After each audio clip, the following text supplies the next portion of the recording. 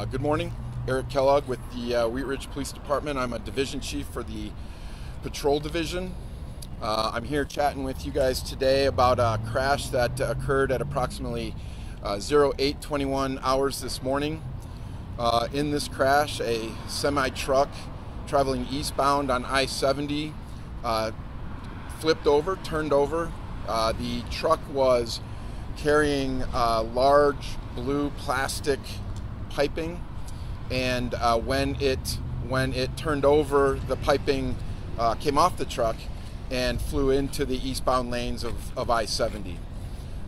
When those pipes fell into the eastbound lane of I-70, it caused additional crashes with several other vehicles. One vehicle in particular had 5 individuals in it. Of those 5 individuals, there are 3 fatalities. The other 2 individuals were transported to an area hospital where they are receiving medical attention and are in stable condition currently. I want to also offer some information about the closures of I-70. The closures of I-70, we have hard closures at Highway 6 on I-70 going eastbound, and hard closure at Kipling going westbound. So if you can find alternative routes, that would be much appreciated. How long will these closures last? It's hard to say. The investigation is ongoing, and we are currently early in the investigation. With those vehicles, you said there were several vehicles. Can you say how many vehicles exactly? I believe there were 3 additional vehicles to the semi-truck. Is the construction that's underway up here, is that restricting the lanes heading eastbound to Point G? And could that have played a role in what happened? I can't speculate on that. The investigation is still ongoing. Are the lanes restricted though, do you know? There are some lane restrictions. So you can't say if speed was a factor with the semi or what happened? We haven't finished the investigation, so we are just a few steps into the investigation. So 3 fatalities, 1 person was taken to the hospital, stable condition? 3 fatalities, 2 to the hospital, and the 2 at the hospital are in stable condition.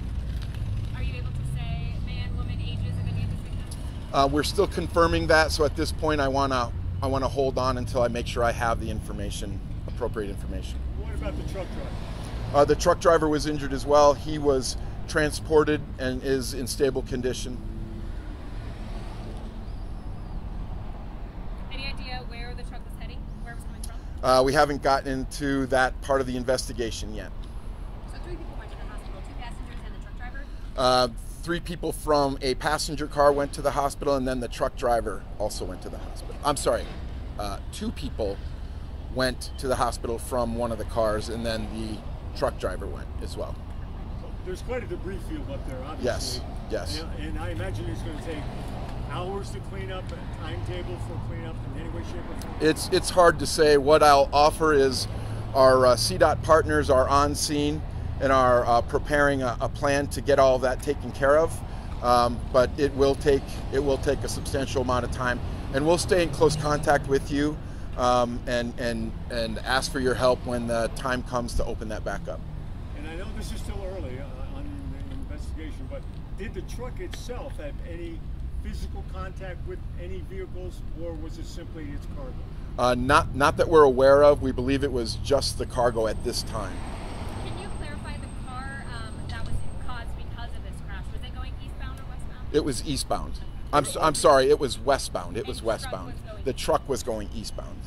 So truck going eastbound. Yes. Oh, I'm sorry. The vehicle with the fatalities was westbound? It was westbound. Okay, so yes. all this piping went up and over the median? Right. Right. Any other questions? Do you know what these pipes are used for? I'm not really sure. I'm not really sure. So when the truck was going eastbound, all those pipes just went onto the other lane, on the westbound lanes, hitting that vehicle Right. that had the fatalities. It was on the inside lane, and when it turned over, it was from the inside lane, and those pipes fell off the truck and into the westbound lanes over the barrier. And what time did all of this happen?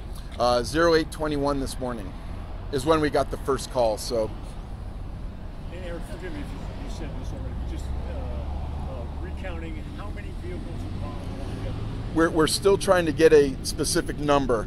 There are currently 3 additional vehicles up there, but we are currently in the process of interviewing most of our reporting parties to figure out if there was an additional vehicle that may have left the scene or went to some other place. 4th vehicle, perhaps? We are unsure at this so moment. Would that be the truck and 3 other vehicles, or that's the total? At this time, I'm aware of the truck and 3 other vehicles on scene. So of those 3 vehicles that crashed, one of them had 5 people in it. Yes, 3 ma'am. people died. 2 people went to the hospital. What about the other 2 crashes? How were those? We are unaware. We are unaware of any injuries. We offered medical attention, and at this point, they have said they're not in need.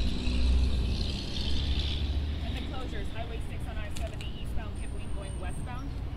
Highway 6 going westbound on I-70, and then Highway 6 on I-70 going eastbound, and then Kipling I-70 going westbound. And at this point, again, I know it's very early. Drugs, alcohol, speed. Too early in the investigation to offer. Any other Will the questions? truck driver be tested? We'll pursue our investigation as a normal investigation. So, very good. Hey, I appreciate your time. Thank you very much. Just one more question. Will you be holding another press conference later today as you guys find out more information?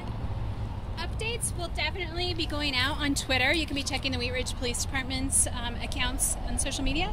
And if there's a appropriate time to have another press conference, we'll put that on there. Okay. Very good. Thank you. Thanks. Appreciate it.